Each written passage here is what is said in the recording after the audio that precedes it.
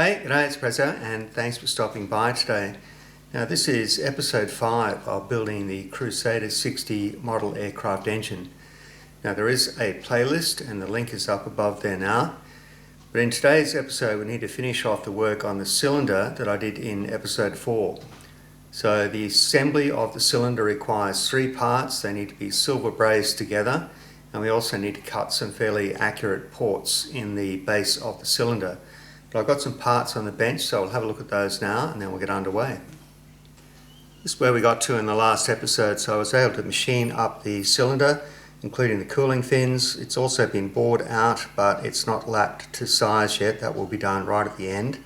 And I machined this bottom flange to fit the top of the crankcase. So you can see that's been bolted down at the moment, but it needs to come apart so we can do the next operations on the cylinder. So in order to explain what needs to be done, I've 3D printed half of the cylinder, including this orange part, which is actually a separate piece that needs to be silver brazed onto the side of the cylinder. So if I take that off there, you can see there are 2 rectangular ports in the side of the cylinder, and these form a gas passage so that fuel and air mixture can travel from the crankcase up to the top of the cylinder above the piston. And in order to make it work, this needs to be airtight, so it needs to be silver brazed on. Now on the other side of the cylinder there will be an exhaust stack, which is this little part here. Now it also needs to be silver brazed onto the side of the cylinder. So I can put that in place there and you can see how that will fit.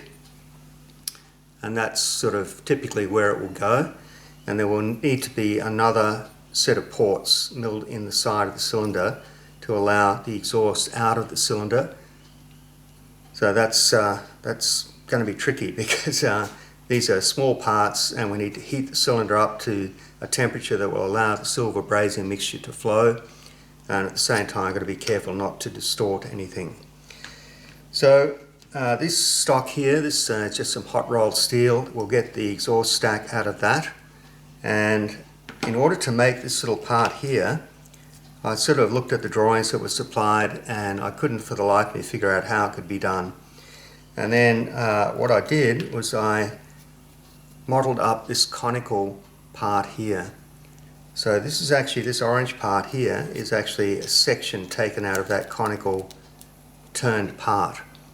So again, how do you cut this so that it will fit precisely against the side of the cylinder? So what I did was I also modelled up a template. So this part that you can see on the outside here is actually bigger than this conical part here. Put the two together, you can mark with a scriber where that joint line will need to be, and then you can carefully cut that out because that line is not straight, it's actually slightly curved, and it has to be curved in 2 dimensions.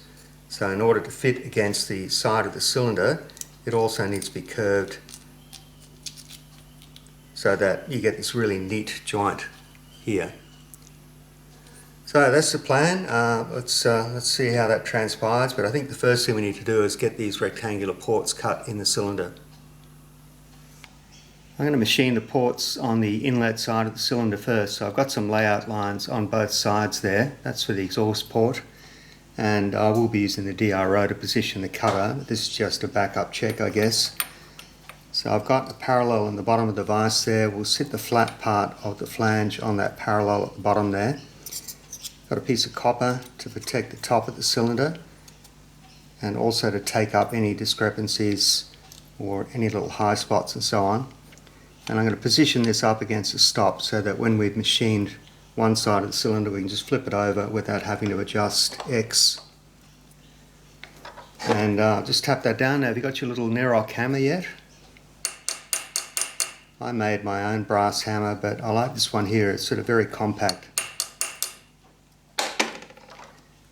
Okay, so now I'm going to use my edge finder to find the center of the cylinder in X, and then we're going to offset from the top edge of this flange here.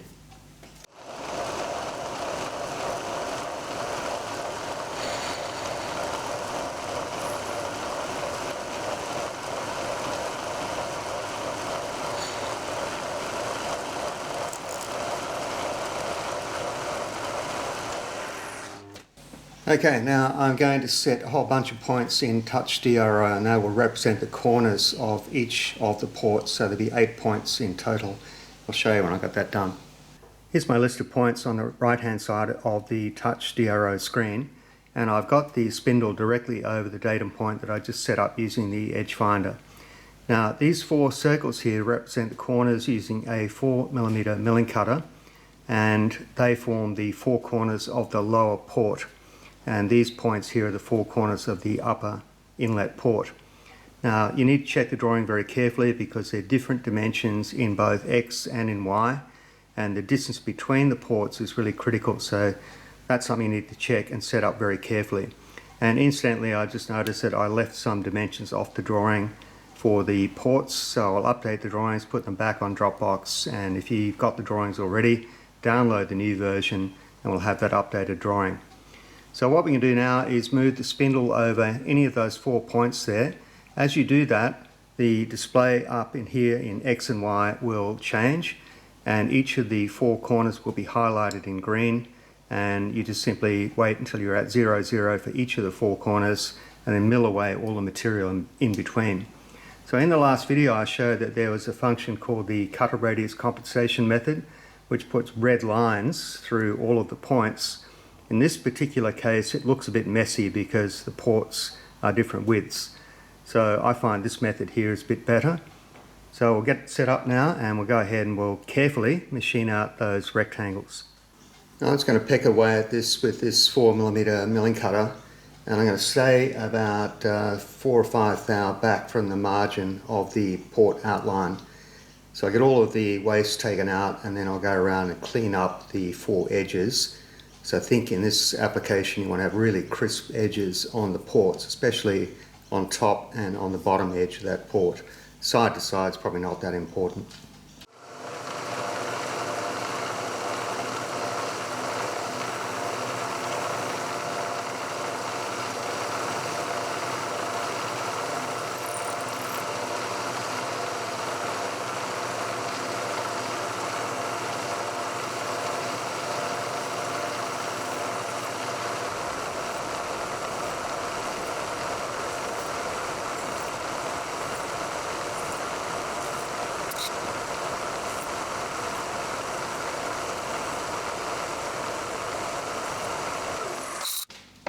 I nearly overshot on that last hole there.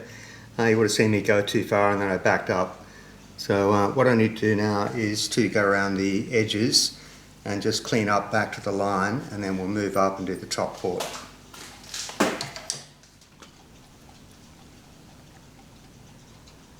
Alright, that's directly over the centre of the corner circle.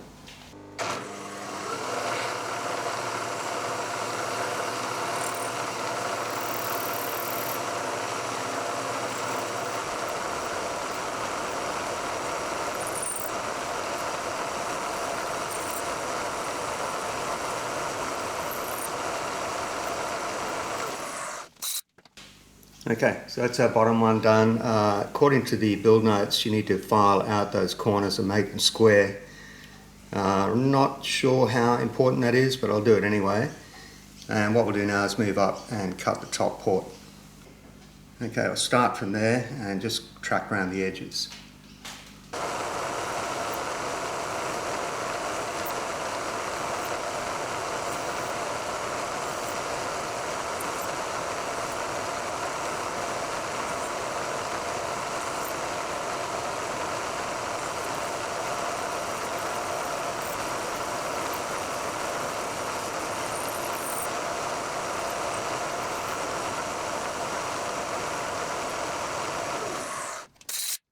I couldn't see anything there. I'm just working off the DRO, so I'm looking at the screen because from where I'm standing the cooling fins are hiding that top port there.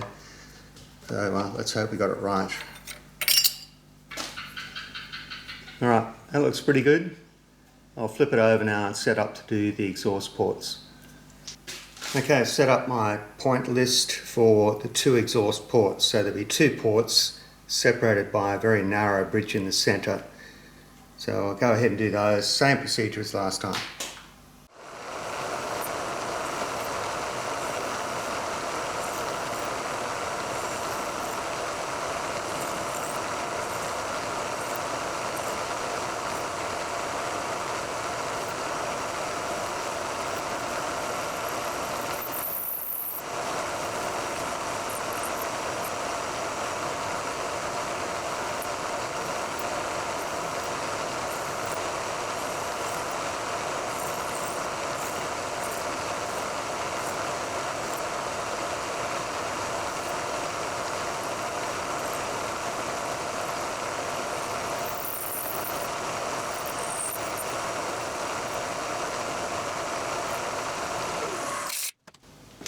Alright, I think we're finished. I need to move the camera and get my head in the way so I can see if I got the port on this side done, because I can't see anything from where I'm standing.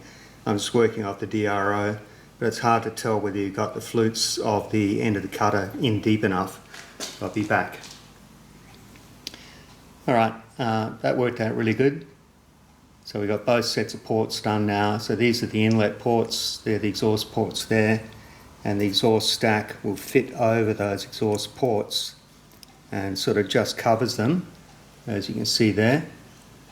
So I think that's the next step. We need to make this part in steel and get it ready for assembly. This stock for the exhaust stack is just hot rolled steel. Now, I've machined the two faces on the little Douglas shaper, and it's the correct thickness at the moment. And I've machined these two edges here to be parallel, but it's wider than it needs to be. And we need that just to keep some strength in it while we do the rest of the milling operations.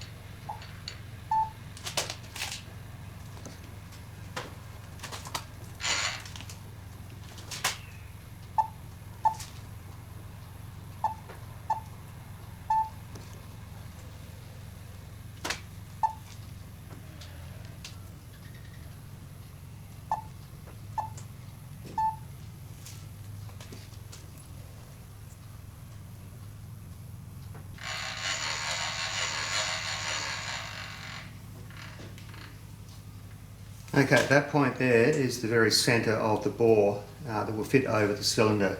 So I'm going to drill this and then bore it out to fit that diameter. Then we've got to start plunging in on this end face here to form the deep slot.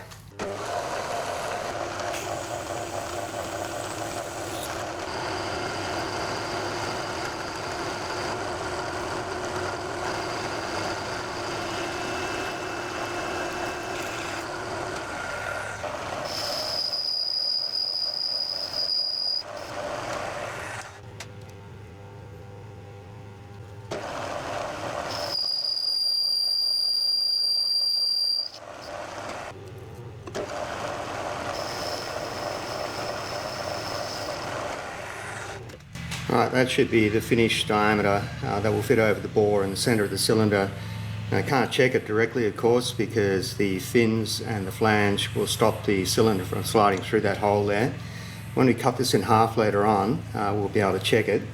So I'm just going to run another check on that, get another dimension, but I'm pretty sure that's it. I've got the part sitting upright in the vise now. I push it up against this parallel, but I've also run an indicator across the top of that just to be sure that surface is level. Now I've centered the spindle in both Y and in X, and I've set a point in touch DRO so I can go back to that center point. Now the slot that we need to cut here is a really weird size. It's just under 7mm and it's 7/8 of an inch long.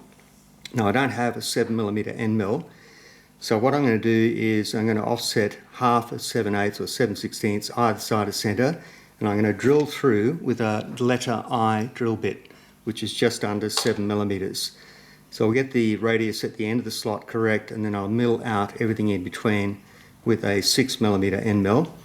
And I've got to be careful because the drill bit will break through onto this circular face on the inside here, and when it hits that oblique surface it could cause some issues. So I'm just going to stop short. I'll clean up that end with a file on the inside later on.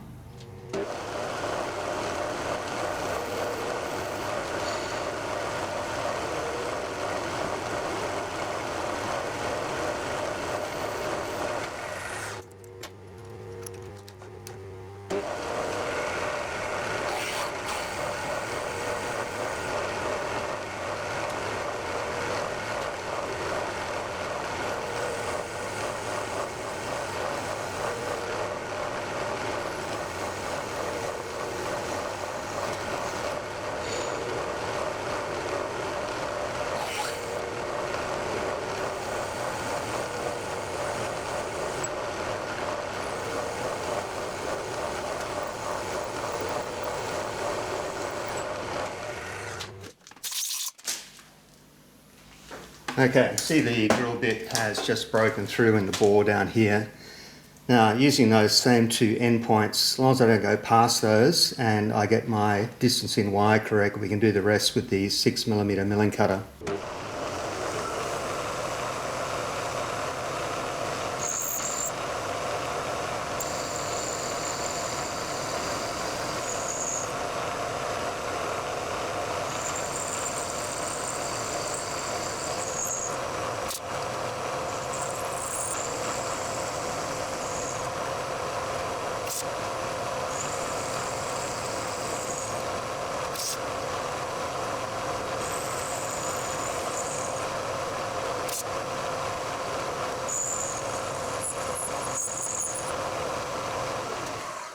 Okay, I can see from where I'm standing that I've broken through into that bore there, and I'm at 18mm in Z at the moment. I've just been doing 3mm passes and I'm staying in the centre of the part. So once I've got this to the correct depth, then we'll open it up in Y to the same dimension as the radius at the end of the slot. So I've offset now 0.45 toward the back of the slot, and I'll clean up that surface at the back to the full depth and then do the same at the front.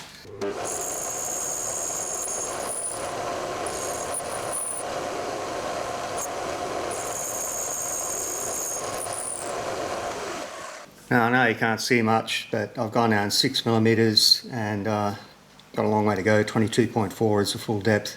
I'll do the same on the front, but you don't need to see that. I'll bring you back when we've done this.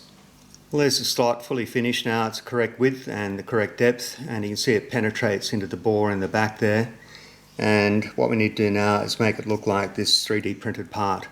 So this is still too wide. It needs 0.8 of a millimetre off either side, and I want to round the corners over, and I'm going to use a wood router bit to do that.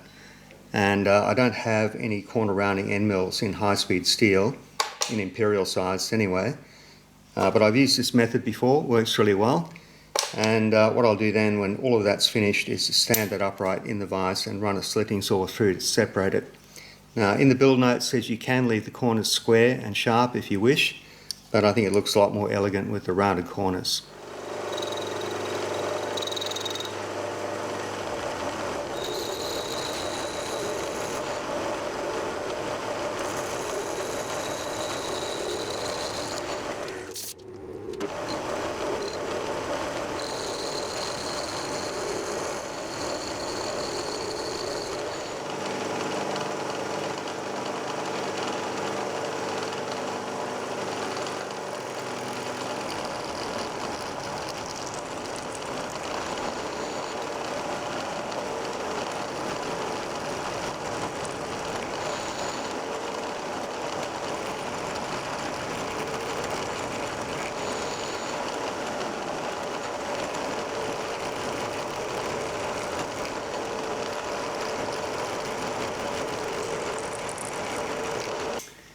Okay, that was super awkward. No matter where I stood, the camera was in the way, and I was trying to get the depth right so that we get a tangent on the top edge there.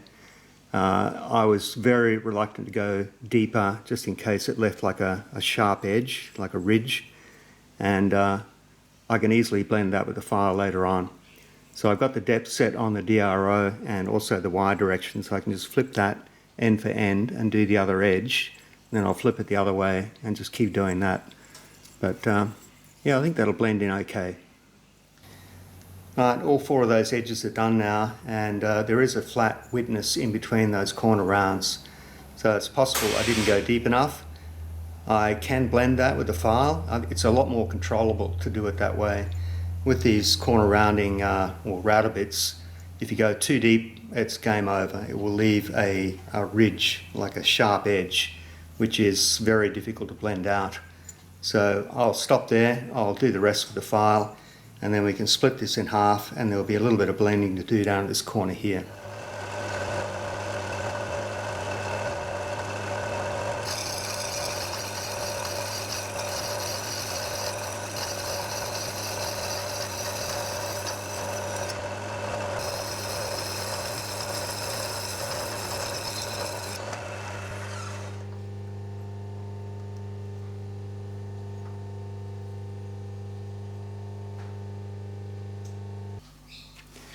Okay, that part turned out pretty good.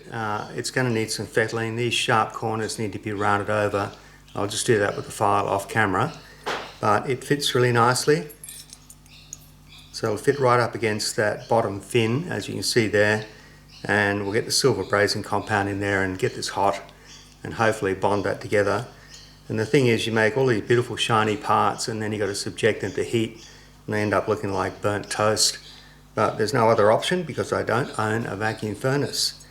Alright, now the next step is to make this little transfer port cover, so we'll do that next.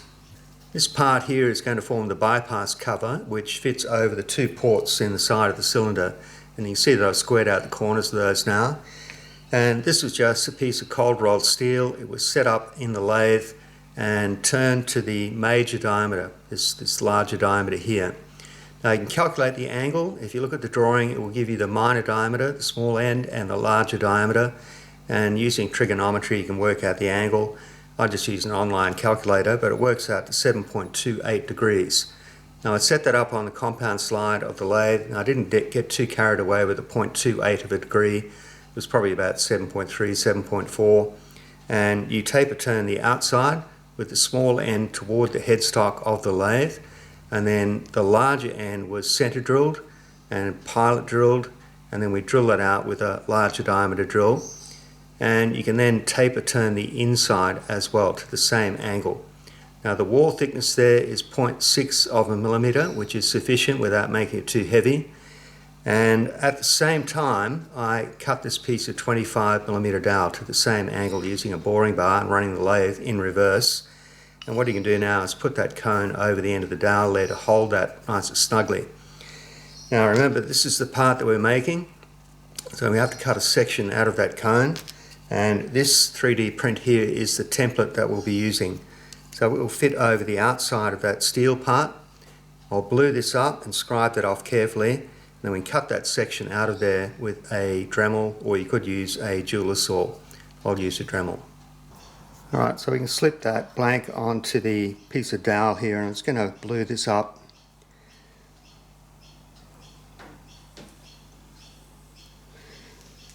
And we can slip our template over that when that's dry, and I've got a very sharp scriber, so I'll trace off the outline of that template, and then we've got a better chance of getting an accurate cut. I'll just give that a chance to dry.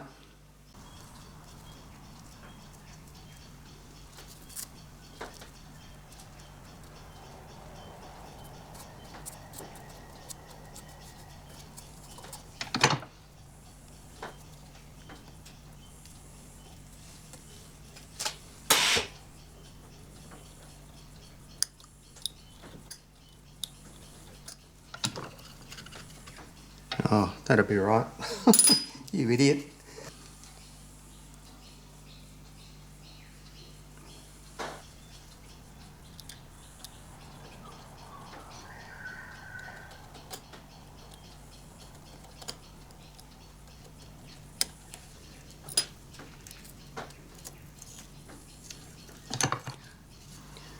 Okay, sort of screwed that up, but this one here is very clear. This one around here, I can see if I get in the right light. But we're just going to cut that now with the Dremel, and we'll get it really close to the line, and then we'll use a mandrel with some emery cloth on it so we can refine that shape.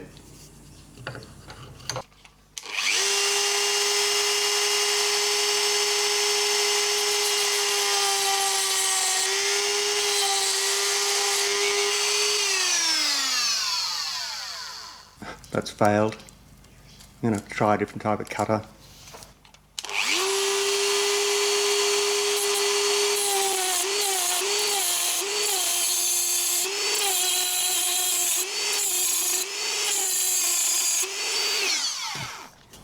Alright, that's cut through. I'll flip that over and do the other side. Yeah, I'm using a magnifier so I can see what I'm doing. And that's quite hot. I'll be back.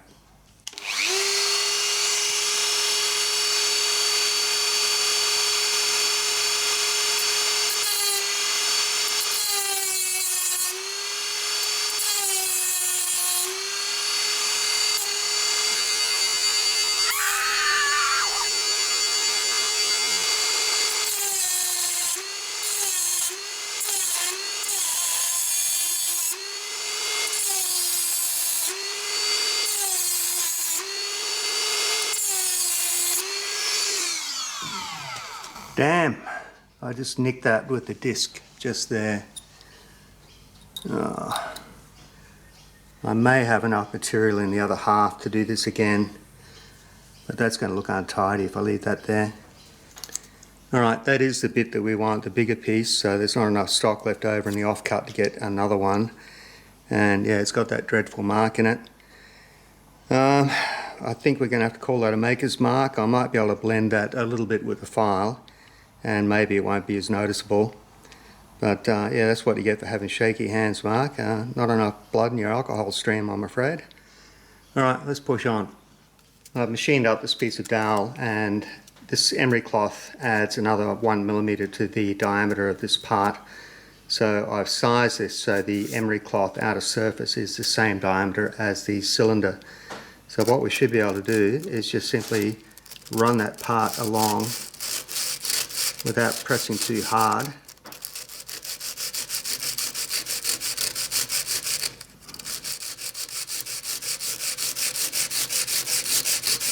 And this should help it to conform to the surface of the cylinder.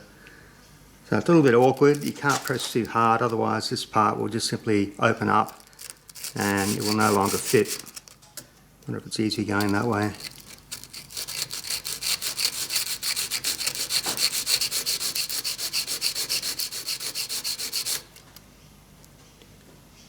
I can sort of see from the shiny patches where it's been wearing away. Might put some Sharpie on that to make it easier to see.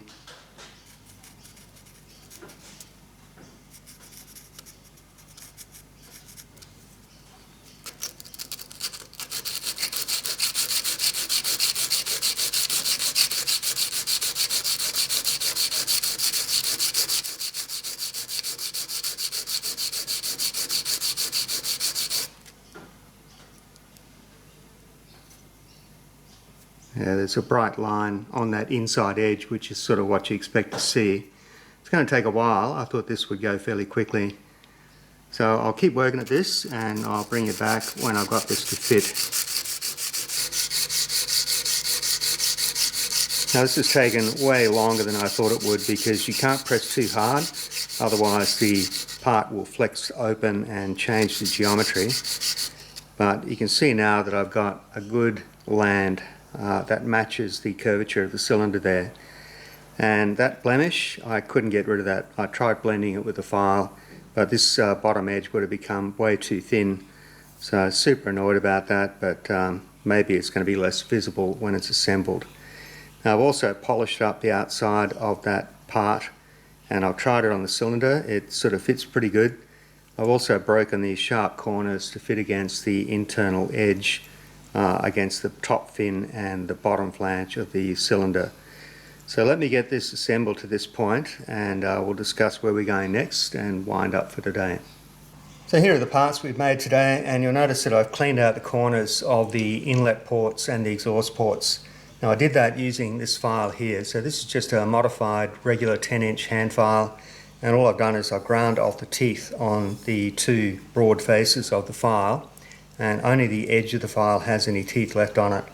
And what that means is that you can get into the sharp corner of that port there, or create the sharp corner, and there's no danger of altering the shape of the port on the long edges.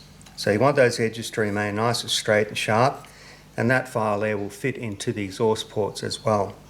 So I just use that to clean those corners out. Now the transfer port cover just simply slides in. It's a fairly snug fit, and you can see there I've got a nice transition between the barrel of the cylinder and the transfer port cover.